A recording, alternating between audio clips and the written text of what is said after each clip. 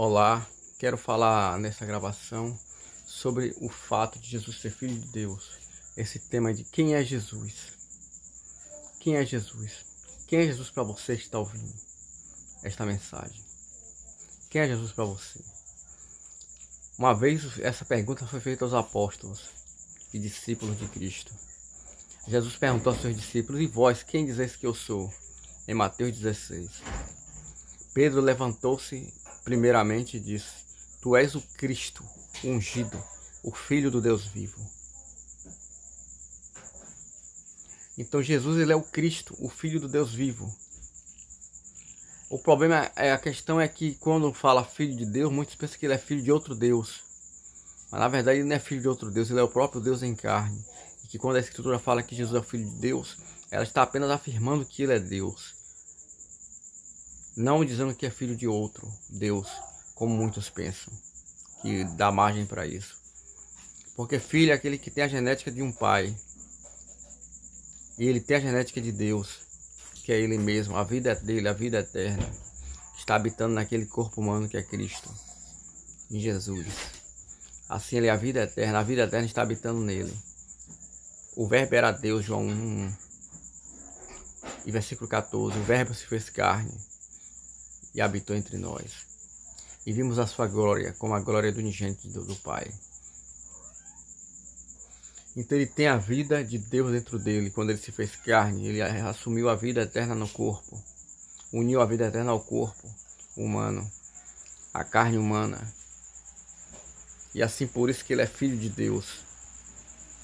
Jesus Cristo, ele é o próprio Deus e Senhor.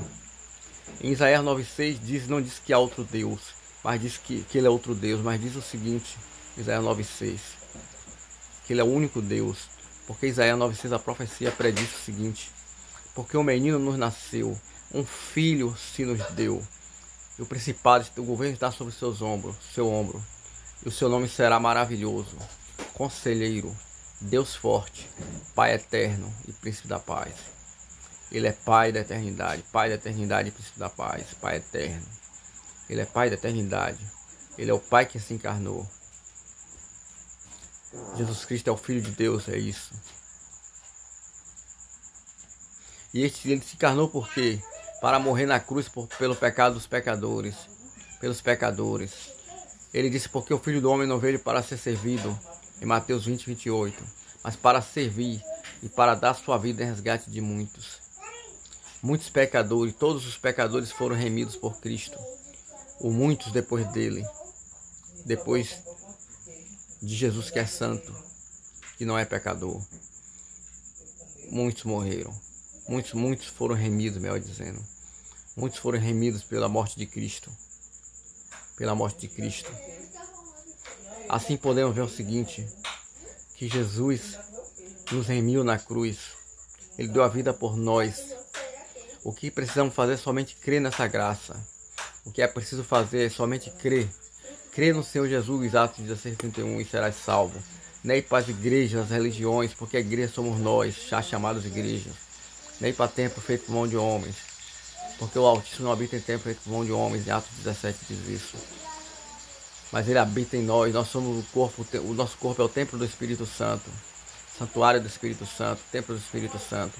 1 Coríntios 6:19 diz isso. Assim, que entendamos que Jesus é o próprio Deus encarnado. Ele é o Filho de Deus. Quando diz filho é porque ele é o Filho de Deus, é porque ele é o próprio Deus em carne. Graças a Deus por esse entendimento. Porque Jesus é o Senhor. Como está em Romanos 10:9. Se com a tua boca confessares que Jesus é o Senhor, e em teu coração creres que Deus o ressuscitou dentre os mortos, serás salvo. Que Deus o ressuscitou dentre os mortos. Que ele ressuscitou a si mesmo dentre os mortos. Aquele corpo onde ele habita. A si mesmo dentre os mortos. Serás salvo, porque nele habita corporalmente toda a plenitude da divindade. Colossenses 2:9 diz isso. Em Cristo, você quer buscar Deus? Busque Cristo. Quer falar com Deus? Fale com Cristo. Quer amar Deus? Ame Cristo, porque Cristo é o próprio Deus encarnado, não a segunda pessoa, um segundo Deus, ou uma segunda pessoa, como dizem. Não. Ele disse em Apocalipse 1: eu sou o primeiro e o último. Ele é o primeiro e o último. Eu sou o primeiro e o último.